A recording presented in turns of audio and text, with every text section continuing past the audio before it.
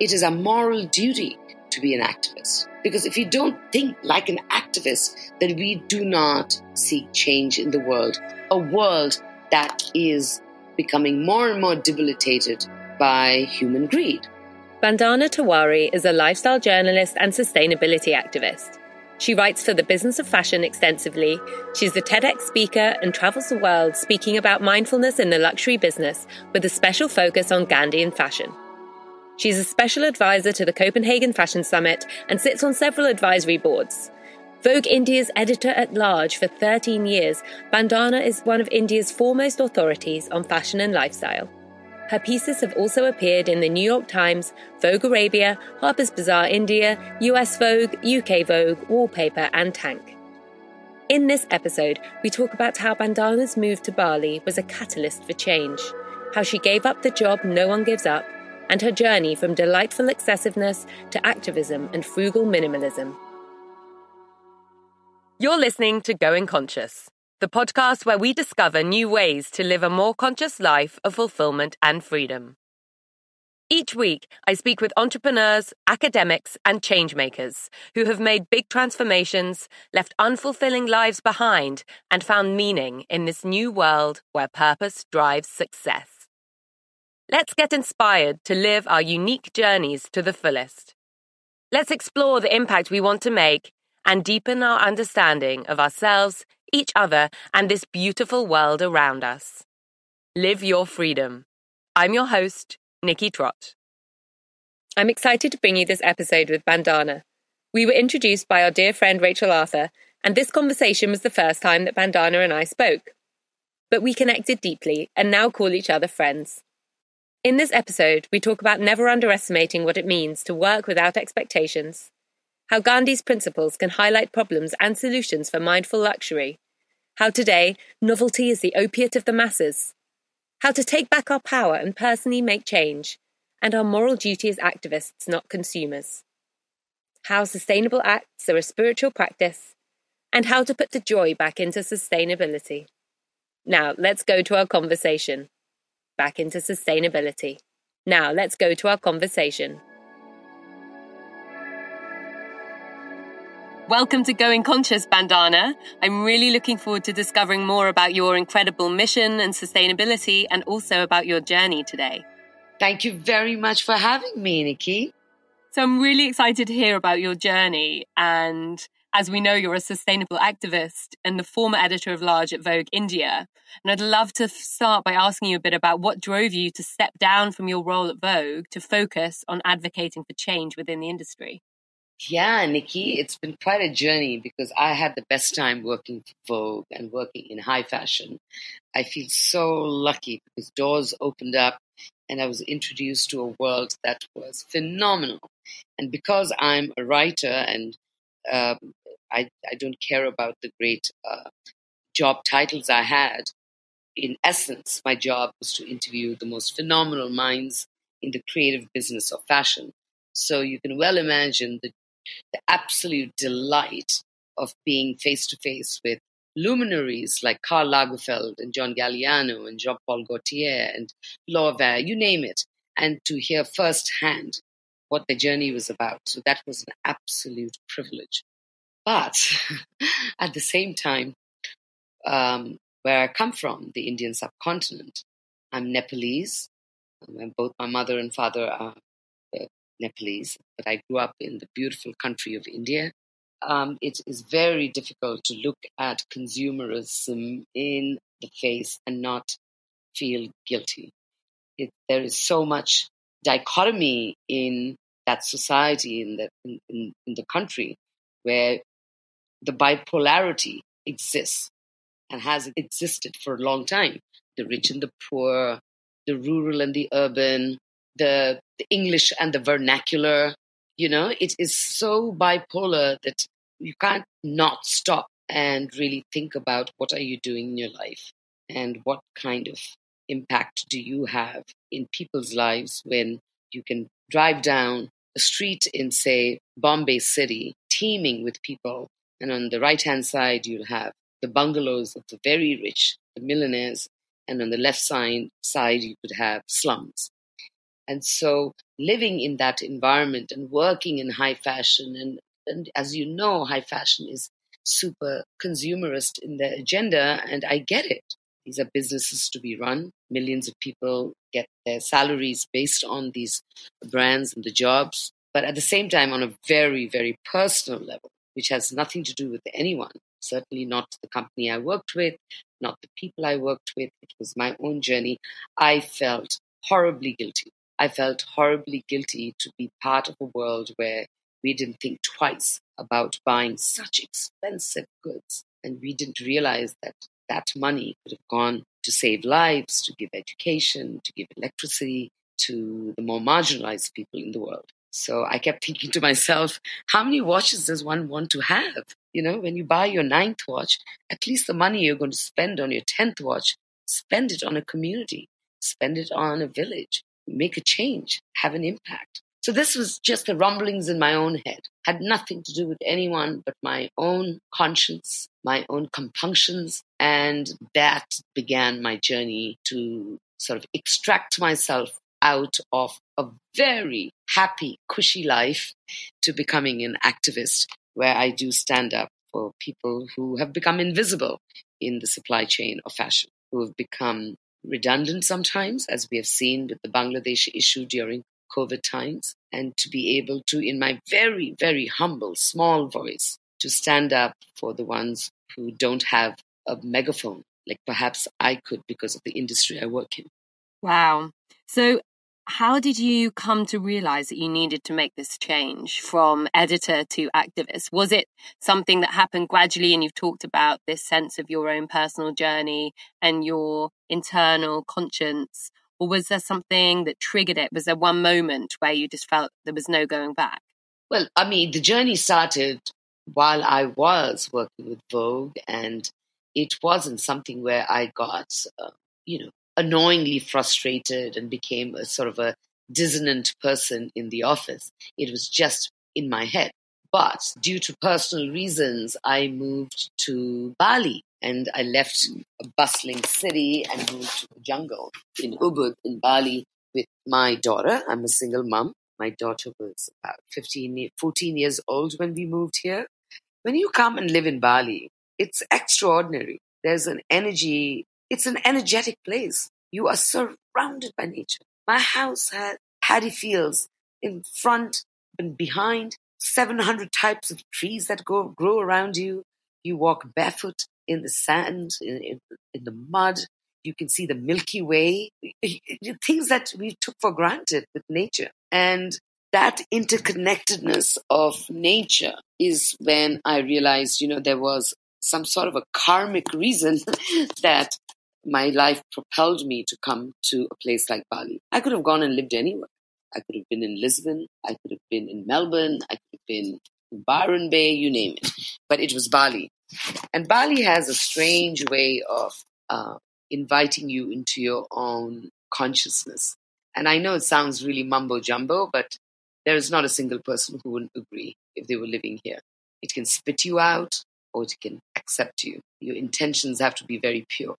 And I realized that there was a certain reason that I was catapulted into this extraordinary place. And then I took a decision and I resigned from Vogue very gratefully because I really loved my time in Vogue. But I had to start this new journey. So I think moving to Bali played a massive role. It was the catalyst for my change in direction into being a sustainability activist. How did you know that Bali was the place then? And you mentioned quite a few different places you could have gone to. And it's really interesting because in, say, the last 10 interviews that I've conducted, about 4 or 5 have mentioned Bali. None of them were living there, but having spent... Really? Yeah, it's crazy. And I still haven't been, and I'm so desperate to go now. But, through each of these people's own experiences, spending some time in Bali themselves on their kind of journey to finding their true purpose or finding their mission in life, they've found Bali a place that unlocks this clarity and healing. And I'm wondering, wow, You mentioned the nature and the reconnection with nature. I absolutely agree is such an important part of reconnecting ultimately with ourselves and our true spirit. But what is it about Bali that's so magic? We have, first of all, before I answer your question, when you come to Bali, you're going to be my guest. You're going to stay in my house and I'm going to show you around. So that's, please take that for granted. And Thank you. Wow. And now to answer your question, Bali, we have so many sayings here. We are sleeping on volcanic soil.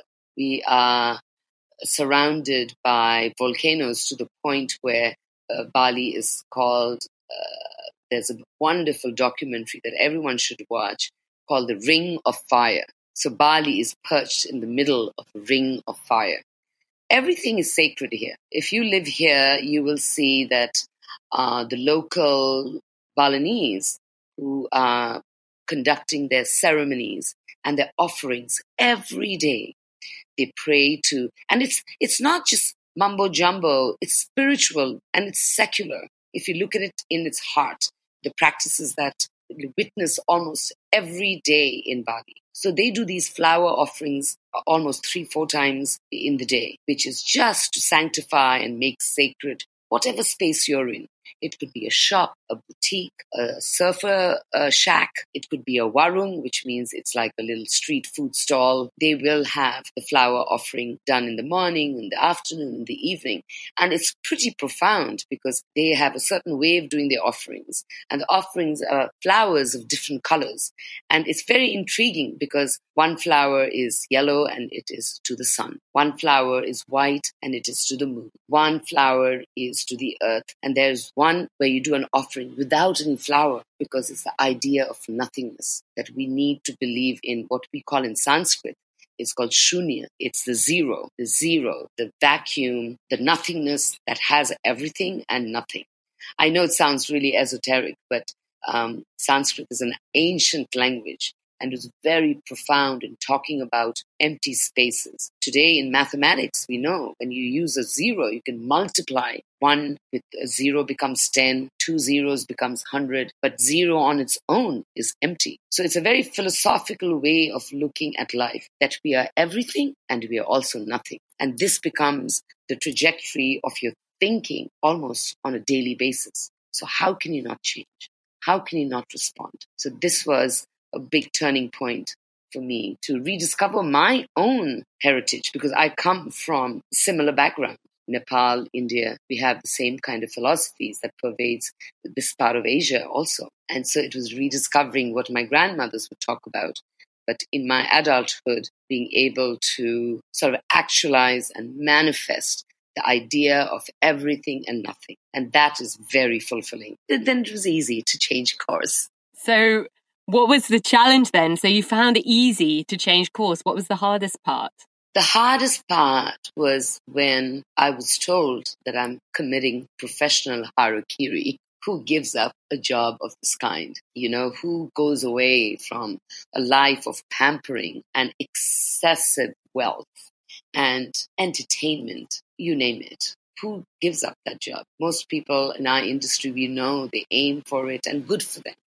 I've benefited from having experienced all of that. But my challenge was certainly feeling that I would be sort of discarded like a rag doll, because this is what our industry does to us. You are important for your designation, you're important for the publication, you're important for the branding and the marketing. So when you move away, you realize how alone you are. And it's okay. It takes time. It took me a lot of time. I vacillated and I punched myself metaphorically in the face several times thinking, have I taken the right decision? But in all honesty, where I stand now in my very, very minimalist life, being an activist, sitting alone, and doing the little I can do, I feel gratified and I feel grateful that I had the gumption to do it. And I'm grateful for the previous life, because I wouldn't have reached this place had I not experienced the incredible, delightful excessiveness of fashion.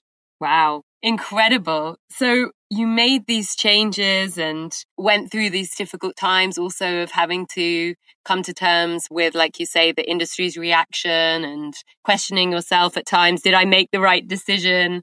Was there anything in particular that helped you to get through that time and stay focused on what you really wanted to do? Yes, of course. And this has always helped me.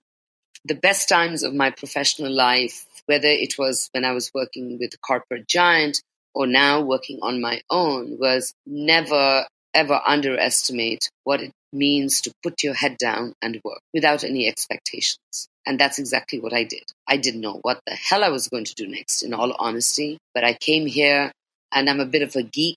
I research everything. On the flight to Bali, for some strange reason, I started thinking about Gandhi and how Mahatma Gandhi, lived his life and the principles he followed. And I thought, damn, I wonder if I can use these principles to highlight the problems and perhaps the solutions for in the fashion industry, and see if I can talk about mindful luxury. And so I just started researching and creating a speech, which of course would be for an imaginary world because I didn't have any conference to go to. No one had invited me to do any talk. But lo and behold, serendipity, Susie Menkes from Condé Nast International, who pretty much spearheads Condé Nast Luxury Conference. I've known her for a long time. I feel like I'm a protege. And she sent me a beautiful letter saying, I'm doing a conference on mindful luxury in Oman, and you're the first person I've invited to be a keynote speaker. Please say yes. And that blew my mind because I was sitting with not perfect, but something that I wanted to talk about, Gandhi and fashion. And so that was the start of my journey. So that gave me the impetus, the motivation, the inspiration to move forward. So I wasn't expecting anything from this big change in my life, but I just put my head down. I researched, I worked, I wrote my own stuff, and opportunities just came on this wonderful, divine, cosmic platter that was just served to me. And I'm so grateful for that. Can you tell us a bit more then about how you link Gandhi and his teachings with your work and your mindful luxury message? Of course. Gandhi is very much like a new age youth protester on the road who is protesting, against or for whatever it is, whether it's about gender rights, LGBTQ rights, Black Lives Matter, political strife, health, you name it. Whoever's protesting on the streets, they are doing it as an act of civil disobedience. And that was what Gandhi did. In fact, Dr.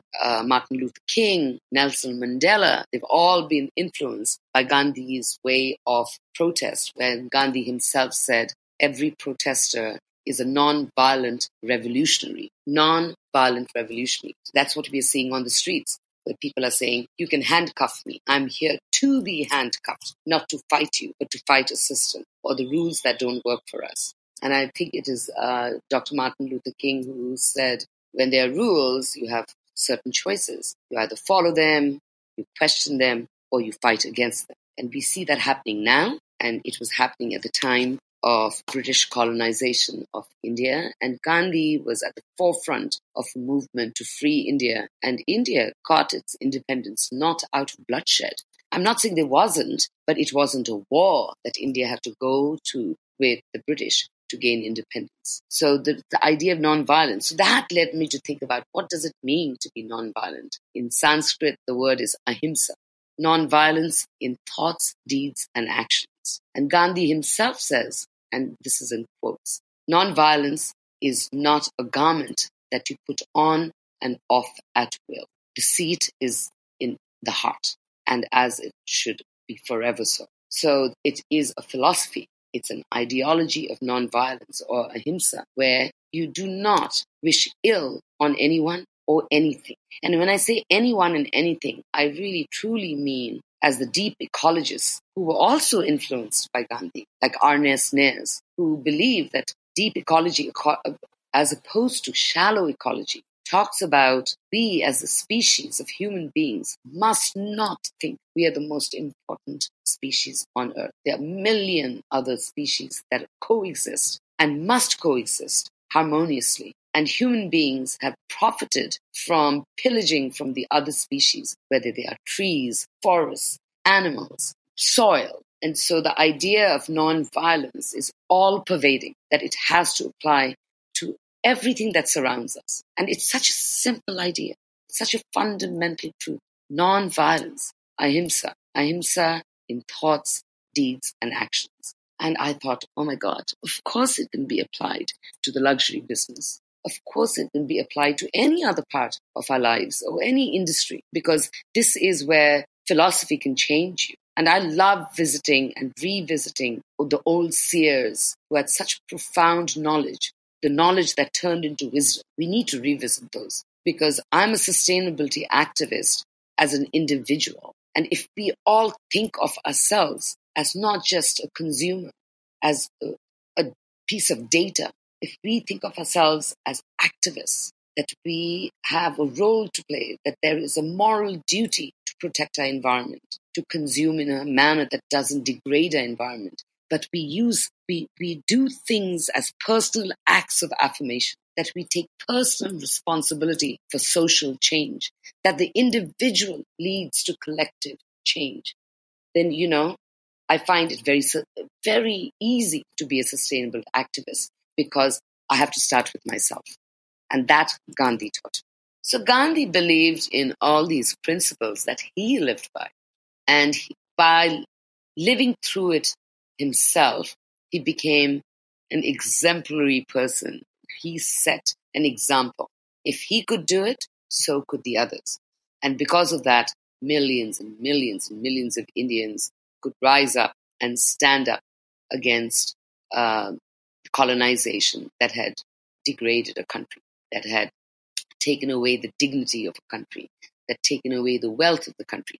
I don't say this with great anxiety. This is history, but they are facts. And so when I go and revisit Gandhian philosophies and how it was used in a socio-political environment, I found it quite easy to put it into a socio-consumerist environment too. It wasn't something that you could translate from one industry or one institution to another. And there were many principles, Nikki, that he followed. There are various terms, sarvodaya, which means welfare for all, that it should not be the privilege of just the few, but the good that happens to the many, which, by the way, is one of the SDGs of the United Nations. Don't leave anyone behind. Equality for all. I think it's number 11 of in the United Nations Charter. So these are not just fluffy words that sound esoteric and abstract. These were workable agendas that was set up by Gandhi, that people could follow and make changes in their own personal lives. And then, because they made it on an individual basis, they could rumble up this cacophony of change and make a revolution. And the revolution, again, in Sanskrit, is called Kranti, which I'm going to get a tattoo on my right arm very soon. That is going to say Kranti, revolution. It's a revolution of the soul. I really believe, and through Gandhi, because Gandhi was, and this is funny, Gandhi was a dandy, He loved his fashion. No one knows these stories, but I read an incredible essay by Professor Gonsalves from the Rome University, and he talks about Gandhi's journey with clothing, which went hand in hand with his socio-political, philosophical journey in life. And it starts off with Gandhi wanting to look like a dandy, an English dandy in his three-piece suit and his watch, and going to England to study law, learning how to play Western instruments, going for elocution classes, all of that, just to be gentrified, to belong at a time when, of course, British Raj was ruling in India. And then he goes to South Africa to practice law. He's a lawyer at the point in Africa where there were two types of Indians, the privileged ones and the indentured laborers, who were completely marginalized by the government at the time. And he found himself to be very English and gentrified, till one day when he's taking a train and he's got his three-piece suit on, he's got a first-class ticket, but he still gets booted out of the train by the police officer, and he is beside himself thinking, why would you do that? I'm a gentleman. And around the same time, he meets an Indian laborer who's been beaten black and blue, his hands holding his head. And at that time, we know from all the books that have been written, it was a seminal moment in Gandhi's life where he realized that he was so far removed from the sufferings of others who didn't have the privileges like him. And that made him change his clothes from this Western three-piece suit to what is called the mourning dress, as in mourning, mourning dress, which was the white kurta, which is the white tunic, and the white dhoti, which is the white sarong, so to speak. And that shift in his clothing was a shift in his idea of morality, his idea of who am I and how am I going to stand up for the needs of others? How do I identify with the poor? That was the first milestone in his sartorial journey of integrity. And these are words that are used by Professor Gonsalves. By the time he reaches India, which is in the throes of colonization, where India has been looted and pillaged from being one of the richest countries in the world to becoming one of the poorest because it was robbed. And so he goes to the length and breadth of India, goes to the villages, interacts with common people, and realizes this has to end. And he starts what's called the Khadi movement. Now, Khadi is a cloth. It's a hand-woven, hand-spun, very frugal cloth that was made in India at the time, and it continues to exist. But it's a natural crop that requires very little resources, grew abundantly, very sustainable, and Khadi was woven in homes in every village. So Khadi movement became an act of self-reliance. So he announced and provoked an entire country to take up the spinning wheel and weave your own khadi. Because at that time, Nikki, cotton that grew so abundantly in India would be shipped from India by the British to the factories in Lancashire, in England, where they would turn them into what we today may call fast fashion, shipped back to India and sold at a premium to Indians. So what it did, it killed the village economy. It killed the textile economy. From a grassroots level, India started becoming poor. And the Khadi movement was an act of resistance, political resistance, when he told every village, spin your own cloth, wear the cloth that you spin, and burn the clothes that come from the mills of England. And millions of people did that. It was a seminal moment. It was one of the key moments in political history of India that eventually led to the independence of what is now the biggest democracy in the world. But when he announced to the country, burn the clothes that come to you from England, because it's taking away your dignity of labor, your self-reliance, he didn't realize the poorest of the poor in India at the time, leave alone wearing clothes, they didn't have clothes to burn. They didn't have clothes to wear. And at that point, he thought, I still haven't understood the plight of the common man. And that's when he gives up his tunic and he wears a simple khadi loincloth. Today, when we think of Mahatma Gandhi, we know him as a bare-chested, skinny man, emaciated with a white piece of cloth around his waist. And when he went to England to talk about gaining independence from the British, Winston Churchill looked at him and said, that half-naked fakir. And Gandhi took that. Fakir, you know what fakir means? The poorest of the poor. That half-naked fakir in the most condescending way. And Gandhi took that as a compliment. He said, now you see that my morality is expressed in the way I clothe myself. Now you can see who I stand for. I am a fakir. Of course, I'm paraphrasing, but that was the story of his clothing journey. So this is where Professor Gonsalves talks about sartorial integrity. What kind of a moral fulcrum do you have? What is the morality that you practice? And what does your clothes say about your sense of morality? And that for me was mind-blowing to find this journey, the sartorial journey of Gandhi, and to be able to talk about this journey to people all over the world, that became my calling card.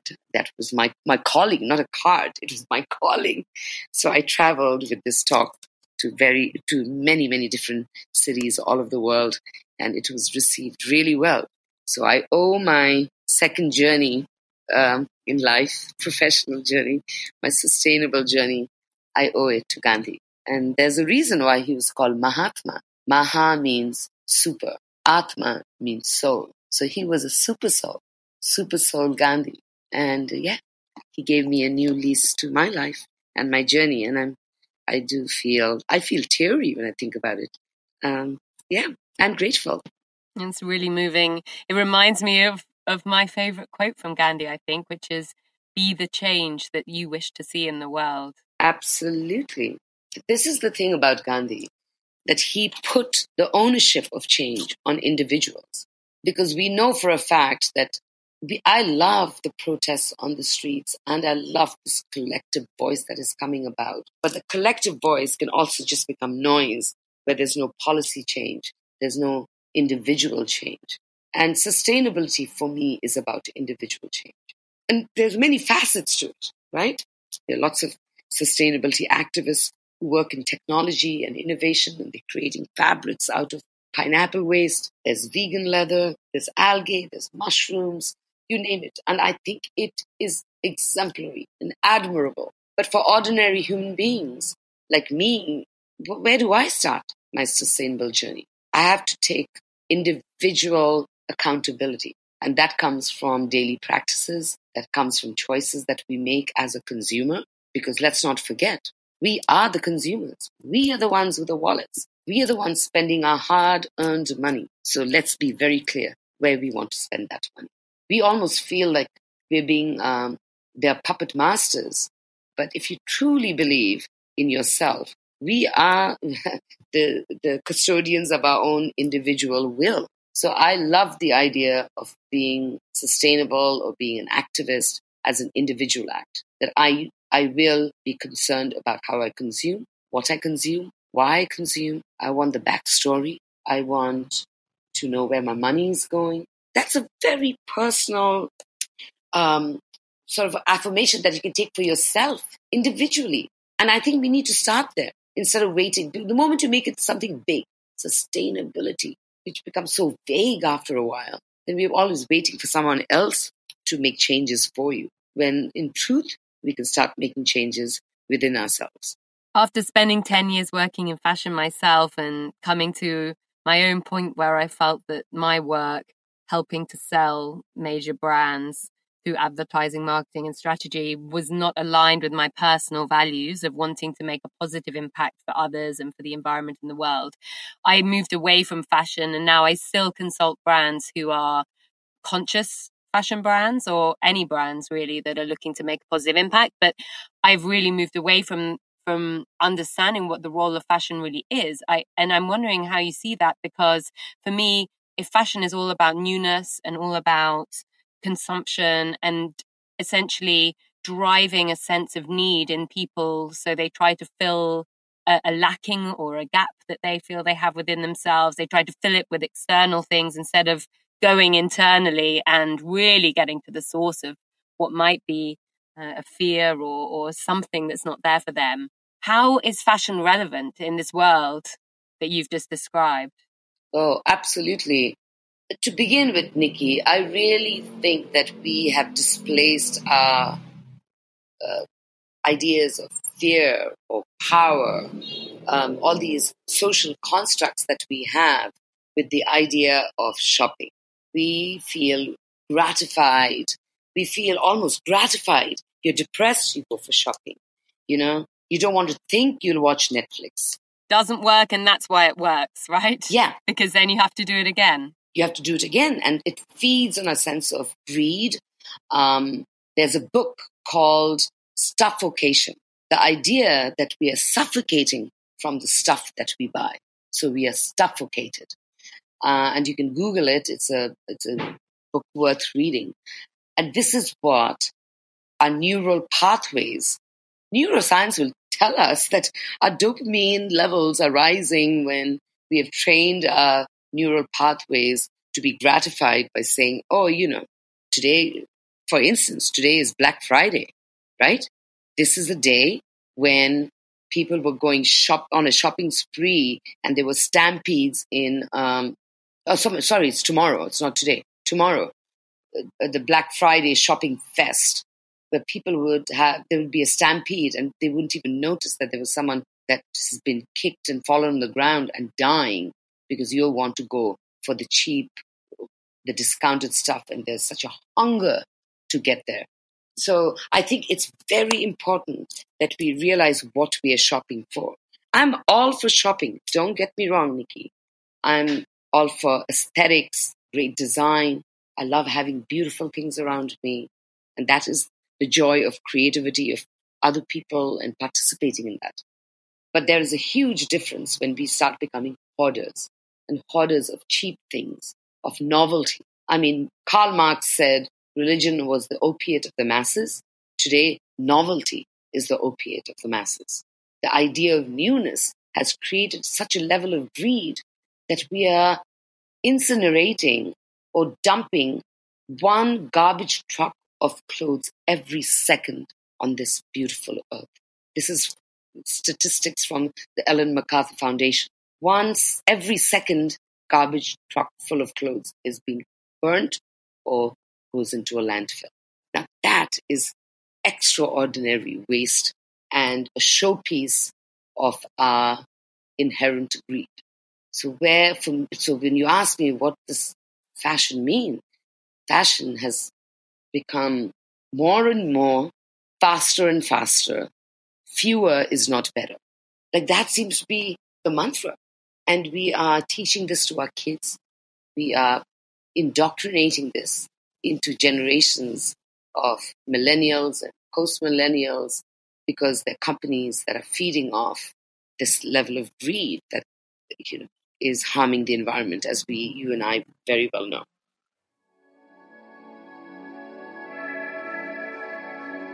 If you enjoy Going Conscious, please subscribe for a new episode every Wednesday. If you think your friends and networks would benefit from listening, please share this podcast of fulfillment and freedom with them. And if you listen on Apple Podcasts, please rate and review. It's great to read what you think, and your support makes a big difference. Together, let's grow our courage and tools to transform and live the lives we really want to. As well as creating Going Conscious, I work as a transformation coach and conscious brand consultant. I'm on a mission to help holistically maximize conscious entrepreneurs to drive positive changes for themselves, others, and the planet. I can help you to transition and level up personally, and I can help your brand grow and make a bigger impact. To connect with me and find out more about how we can work together, find me on Instagram @NikkiTrott or on my website, nikkitrott.com. Please get in touch. I'd love to hear from you, and let's talk about your path of growth and development.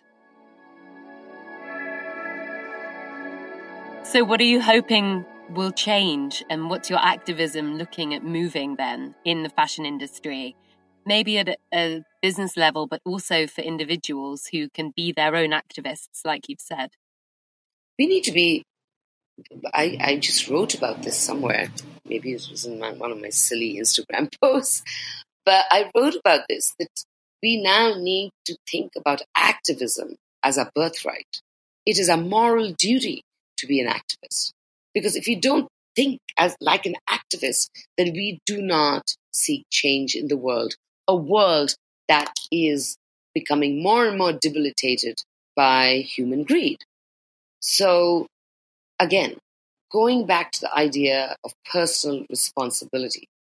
And because I am from the Indian subcontinent, we grew up with unbelievable wisdom, the Vedic, we call it the Vedic wisdom, Vedanta, which is secular wisdom, has nothing to do with religion.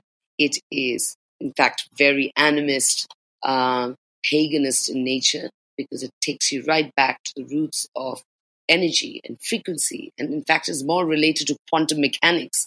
And so I can talk about spirituality and science in a way that seem to correlate now, because whether it's at a subatomic level or at a cosmic level, we have to understand that we're interconnected, that the same ingredients that make us human beings, carbon, nitrogen, oxygen, the minerals, whether it's gold, aluminium, you name it, they are also the same stuff that stars and planets are made of.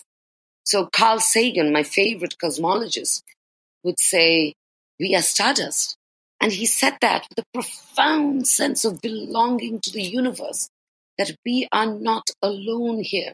We are made of the same ingredients as the stars and the planets out in the sky. And so I am in love with every astrophysicist, every scientist who is researching quantum mechanics at a subatomic level. They talk in a way as if they are spiritualists. So I want to go back to the idea of sustainability that, for me personally, invokes it's sort of like a uplifting, inspiring, cosmic level. Like, let's not think small. Let's not, because we've got to believe that we are interconnected, that we are not the only species, that we have to respect the universe, and that has to come out of respect, compassion, mindfulness, things that you have to practice on your own. So as much as we want government policies to change so that we can become more eco-friendly as a nation, cut down our carbon footprint, there's policy, there is innovation, there's technology. But what are you going to do personally? What are you going to do as an individual that inhabits this world? What are you going to do as an intelligent, compassionate individual that inhabits this world? So the onus is on us individually. So my journey in sustainability from the whole Gandhian philosophy is now really, really veering towards the question, is being sustainable a spiritual act? And then if you ask me, is it? I would say yes. If you are going to be a caring human being, not just for yourself, your family, your home, your immediate environment, but you care about the earth as something that exists, the pale blue dot, as Carl Sagan described our wonderful earth. If we think about the unity of our coexistence, then it is spiritual. It is spiritual that you don't want to harm, that you want to elevate, that you want to be enlightened by the beauty of this universe, our cosmos. How is that not a spiritual act? Isn't that what we want to gain when we meditate, when we go into a space of thoughtlessness, where we feel connected to the ground that we stand on, that you feel for the trees, stars? So I think it's sustainability, to be able to practice sustainable acts is a practice of spirituality. That for me is very clear in my head. I may not have made any sense, but that's my next journey where I want to develop this thought process and be able to hopefully talk about it in a more coherent way. Amazing. I absolutely love how quantum physics and spirituality come together as well, and find that all very, very exciting. But on your question of, is being sustainable a spiritual act, I love how simple the question is, and it resonates deeply with me because I absolutely believe it is as well. And that's something I've experienced on a personal level. And probably my best example for me personally was going vegan, which was a choice based in morality, based in ethics, based in the environment. And the spiritual benefits blew my mind. And really, I realized that by living more aligned, and veganism is one example, but in any small change that we make in our lives, by living more aligned with nurturing others and the earth, we are nurturing ourselves because we are one. And in that sense, by nurturing ourselves, by nurturing everything in this beautiful world, we are living more true to ourselves. We're unlocking our own wisdom. We're unlocking our fulfillment and breaking down this disparity between the kind of internal, deep, gut-driven intuitive desires, and then the busy mind and the conditioning and the external expectations and all of those things that we feel we need to do. So I really love that this is a question you're posing, and from a different direction, because my work is with conscious entrepreneurs to help them to find their true purpose. I believe that work is to help people live a more sustainable and fulfilling life for themselves and everyone, because I do truly believe we all have a purpose bigger than ourselves. And when we connect with that, we unlock that ability to heal ourselves, each other, the planet, all together, all in balance. I absolutely agree. And going back to my own heritage, and, growing up in a family that would chant in Sanskrit, and it is absolutely secular. We were never, ever told that this was religious, because Vedanta is a body of work that is written by seers and people of great wisdom that did not even care about a sense of Godhead. It was about coexistence and harmony. And so there are two terms that now I'm researching and trying to put into the sustainability dialogue that I have, as I'm having with you right now. And those are what you will see tattooed on just about every arm if you come to Bali, which is karma and dharma. Okay? So the idea is the secular notions of dharma. Dharma, Dharma. Dharma is the moral compass. So dharma asks you, what is your moral compass? Because everyone has a sense of morality, right? So what is your moral compass? So if you're ever in any situation where you have to make a choice between what may be good for the environment, what may not be good for the environment, what may be good for one human being, what may not be good for the other, or whatever, that choice is free will. So you have the free will. Your dharma, your moral fulcrum, is going to define the choice that you make.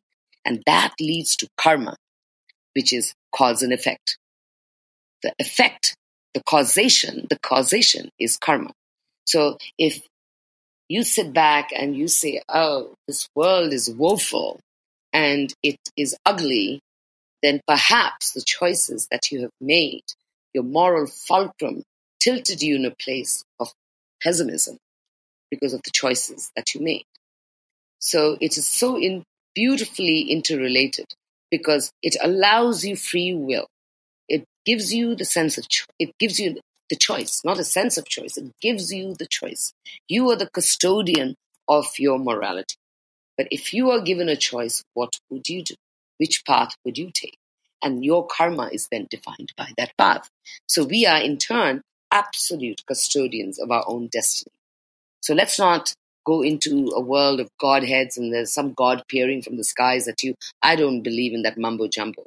I am that energy that has to guide my own journey. And so for me, the ideas of dharma and karma are so appealing, and I've been researching. I'm certainly not proficient in it.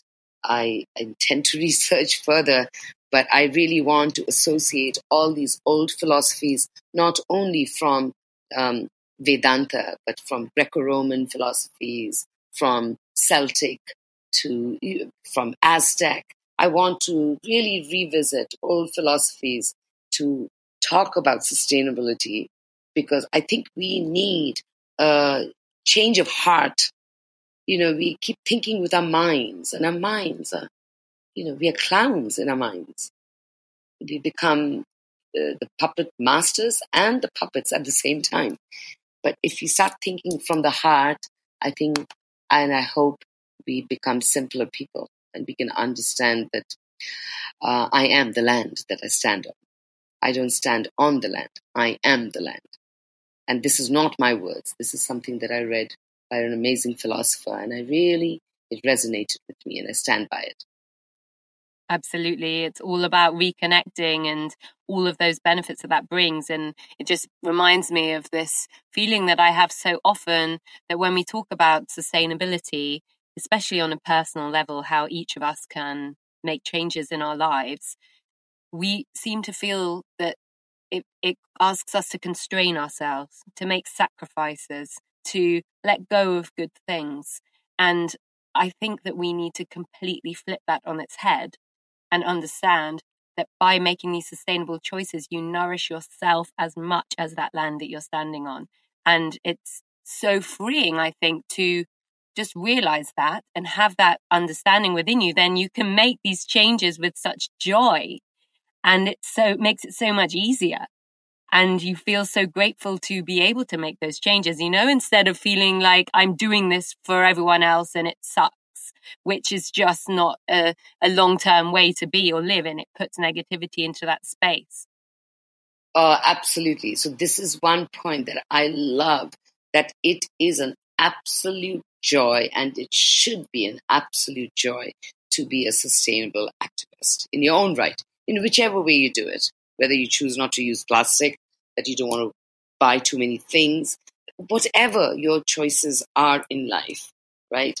To have this notion embedded in you that the choices that you make is going to benefit so many and our environment. It's so joyful. It's so delightful. It is so life affirming. And so I love the idea of joy being put back into acts of sustainability, because for far too long, it's just been something that drags you down. It's like you're wearing a gunny sack, and you can look super fancy and be sustainable. Like, let's have fun with it. Let's be joyful in saving our planet.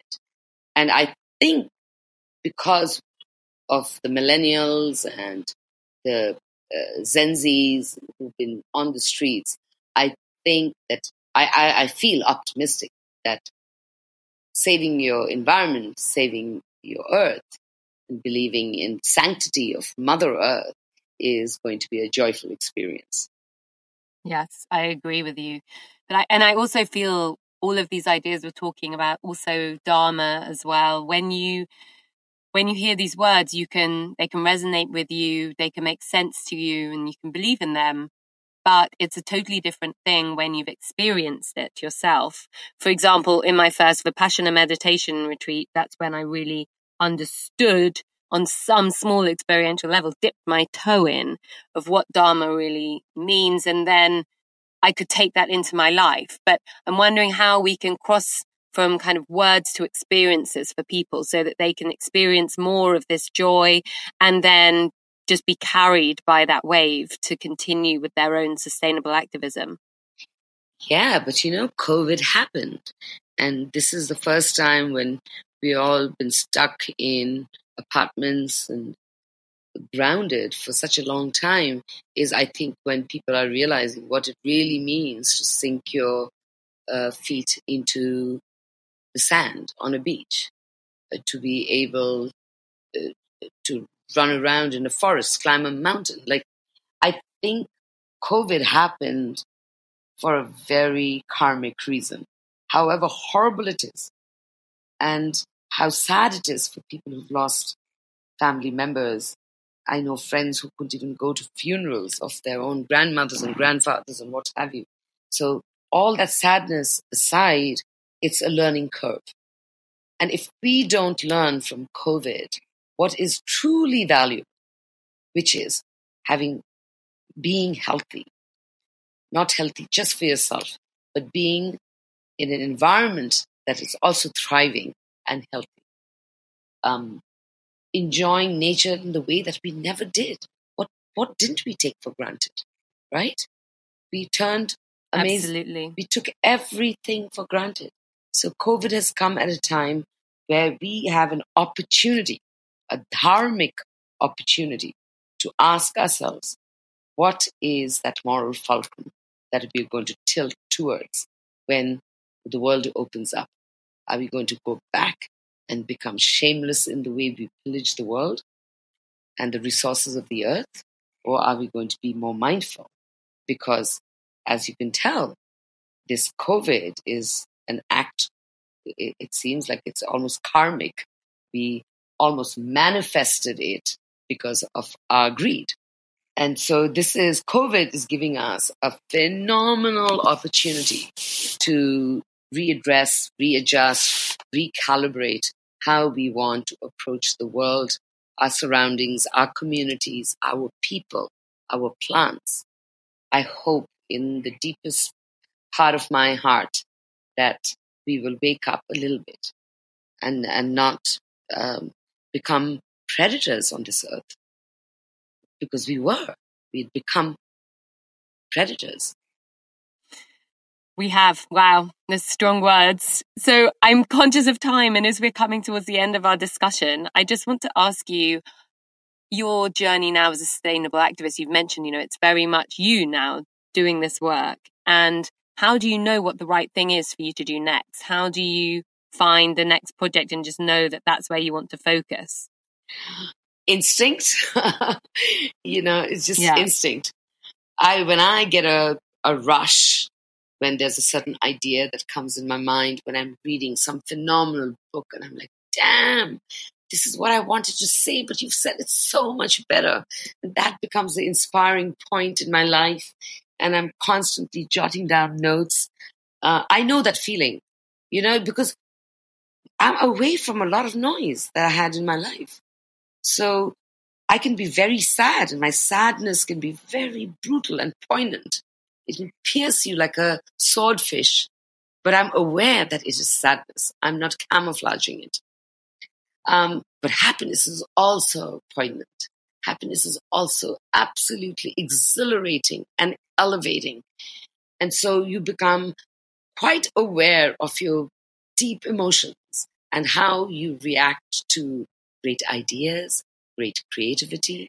There's no competition. I'm inspired constantly by the most phenomenal people who I read. And it's this sustainability is not just about the outer environment.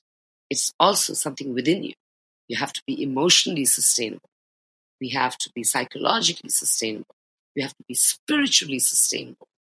We have to be wholesome within so you can be wholesome outside. I don't think that I could be, and I'm not saying I've reached there, so I'm not trying to be sanctimonious. I'm not trying to pontificate. I'm just saying the journey for me is, I know I have so much self-development to do for me to be a better human for others, someone who can interact in a more engaged manner. I have to work on myself. So it is absolute delight when you get these little windows in your life where you go, oh my God, it's almost euphoric when you have a certain understanding. When you see the interconnectedness, which has become my favorite word now, which I've used it about several times in this talk, when you suddenly have a flash of that moment, it is the unity of the inside and the outside. And that I don't take for granted. For me, those are the joyous moments. And then I feel, okay, I may be on a good path. I'm not saying it's the right path or the wrong path, but it must be a good path because it makes me inherently happy from the inside. So I don't know where I'm going to go from here. I don't know where my journey is going to head, but incrementally, I find myself feeling lighter, happier, more engaged, more compassionate. And that's a good start, don't you think? An amazing start. Really, really beautiful. I absolutely love how you describe that you have to be sustainable within, and totally agree with you. It's so true. And the world that we create within ourselves is really reflected on everything that we do. So I'm wondering what you use in your life to help with that self-development. For self-development, well, for me, I'm a bit of a geek. I have to read a lot. I used to be a massive fiction reader, but I read a lot of nonfiction now. I find everything so intriguing about. I had to de-learn everything that I learned in school, basically, and relearn. So I'm enjoying physics, which I hated in school. I'm enjoying physics now. I was never aware of environmental issues when I was growing up. I'm learning now. Everything. Everything is de-learning and relearning. So I hear about de-learning, de-learning everything from school. And I'd love to hear from you why that's so important and why you need to relearn. Yeah. For me, de-learning has been crucial in my journey, because the way I grew up, I had a very privileged childhood. I went to the best of boarding schools. It was a grooming school where, literally, I was being groomed to go to a debutante ball, something of that kind. But everything that I learned was perfunctory. It had never had depth. And the one thing that it didn't have was a sense of reality. How does what I learn apply to life? That was never explicit when I was growing up. It is only now, and Nikki, I'll say this is not a journey that has happened over 20 years or whatever. I'm talking about a few years of realizing that whatever I had learned was hogwash. I'm literally learning physics right now. If you see, I have a stack of books on my table right now, which are phenomenal. And the topics are physics, psychology, sociology, ecology. These are massive coffee table books that take you through the whole, the lifeline of these great disciplines. And the way they are written, and then I supplement that with YouTube videos and phenomenal documentaries, it has opened up my world. What I learned was what I call static intelligence. We rote learned. I did not understand what the applicability was. There was nothing that was realistic about what I learned right through my elementary to high school. Even university was bullshit. And now to be able to apply physics to everything that I see around me, the movement, the inertia, the planetary movements, the constellations, the waxing and waning of the moon. It just, my whole world has become much more alive, because the teachings now resonate with what I do and how I live and what I interact with, whether they're animate objects or inanimate objects. So de-learning is crucial because our education systems have failed us. And this is across the world. Our education systems have tamed us to be subservient, not to explore and be curious and contradict and question, but to succumb. And that is the worst thing that teaching can do. It goes against the principles of teaching, that we are not elevated into being curious human beings that can question the universe and people and ideas and politics, ideologies. Instead, we've just become data that need to be manipulated. No wonder we are in the grips of tech companies, because we were pruned and we've been raised to be data mined. And that the onus falls on education systems that governments have led and propagated and made us dull to be followers, not leaders. And when I say leaders, I don't mean in a pompous, powerful way. Leaders in thoughts, in deeds and actions. And so I'm relearning everything. Everything that I have learned was bullshit. So now in my 40s, I'm a student all over again. I love how so much of what you've talked about today is about taking your power back and how each of us can do that. It's really, really inspiring. And I'm wondering, Bandana, what does personal success look like to you now? And how has that changed from the heady days at Vogue? Mm-hmm. It's similar in the sense that I want to be a good writer. I always wanted to be a good writer for Vogue. And I want to be a good writer now, as a person who doesn't belong to any corporate structure. But success, that word I find very complicated, because I successfully raised a wonderful daughter as a single mother who went through a lot of emotional anxiety. I successfully managed to say goodbye to a bustling city with all my best friends, say goodbye to a great job, and I successfully managed to move alone with my daughter to a little jungle in Bali. So success is not something about money or power to me anymore. And with COVID, I realized that I was so prepared for COVID because I had already given up everything and come to live a pretty frugal life. So when COVID happened, I was primed for the moment. It was just what I was doing all this time. I didn't have many stuff. I didn't buy things. I was, when you don't clutter your mind with how you look every day and what am I going to wear every day, you don't understand how much space you clear in your head. That's the reason why there were uniforms. You wore a uniform so you didn't have to spend the extra 20 minutes wondering how you wanted to look in that day. And ironically, some of the best designers all have uniforms. Karl Lagerfeld only wore black. Giorgio Armani had his t-shirt and his jeans. You name it. Rai Kawakubo had her own Japanese look that she repeated over and over again. Yohji Yamamoto, they freed their minds to be creative human beings. And so for me, the idea of success is really peeling out all that fluff that you actually didn't need. That doesn't mean you don't like good design.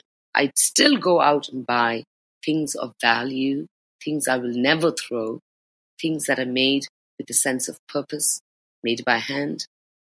I believe that holds something very dear to my heart, and I will always support it. But am I going to buy a t-shirt that costs $2 and then think it's just $2 so I can buy 10, wear it once and then dump it, and then it goes to a landfill? Cheap material that degrade a land. Hell no, I'm never going to do that. Never. That's successful for me. That is a successful idea and an achievement for me, to be able to move away from that idea of easy and cheap and accessible to valuable, respectful, and to be able to participate in someone's creativity with respect. That for me is successful. It's not about money. How much money do I really need? I'm living in COVID times, and I'm doing pretty okay. So I hope I can continue to be successful in the way I described it. Beautiful. So Bandana, is there a key takeaway or message you'd like to share as we close our conversation? I always do, because I'm such a geek, and I'm always saying this to the teenagers who come around to my house. It's so simple. Personal responsibility. Don't wait for others to change the world for you. Take personal action. We have to be activists every day of our lives. And it's a joyful, enriching thing to do. It has a sense of purpose. It's not just about products. It's about people. It's about process. And it's about purpose.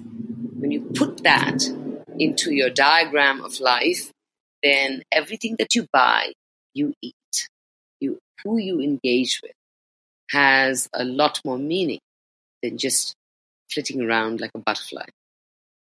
Thank you. It sounded like your very powerful words were taking off there with a motorbike outside, maybe. So is there one book that you read recently or loved that you could share with us? I'm sure you could share many, but which one comes to mind? The one that I read and reread and gift all the time is an incredible book. I'm not going to talk about it because everyone's got to pick up, especially if you are a woman. Actually, let me rephrase that. No, especially men need to read it. It's called Women Who Run with the Wolves. You are going to love it. If you haven't read it, you're going to love it. I've heard of it. I haven't read it, and I'm going to, and I'm going to tell you how I find it. I'm so excited that you'll be reading it. Definitely. Thank you, Bandana. I'm currently reading a book written by a friend called Entangled Lives, all about fungi. Yeah? And next on my list is The Surrender Experiment, which you might know. And after that, I'm going to read Women Who Run with Wolves. You are going to love it, and I'm going to take your books and read them too. What your recommendations? Yes, amazing. I'll send you them just now. Okay, wonderful. Okay. And lastly, where is the best place for listeners to find you online? Oh, I hate this because I'm so bad with everything. I only have my Instagram. It's Behave Bandana, @Behave Bandana, BEHAVE, like behave, misbehave. Behave Bandana, BANDNA. I mean, I'm not on Facebook. Please don't get conned by it. There's a fan page, but I don't control it. I have to Google my own name to get onto that page, to that Facebook page. I am on Twitter, but I'm not active. Once in a while I am. But Instagram, I find, is the only place where I can just talk like a friend. And that's what it is. Wonderful. Thank you so much for joining today. Thank you for having me, Nikki. What a privilege. I'm so, so grateful and happy. Thank you. I loved our conversation.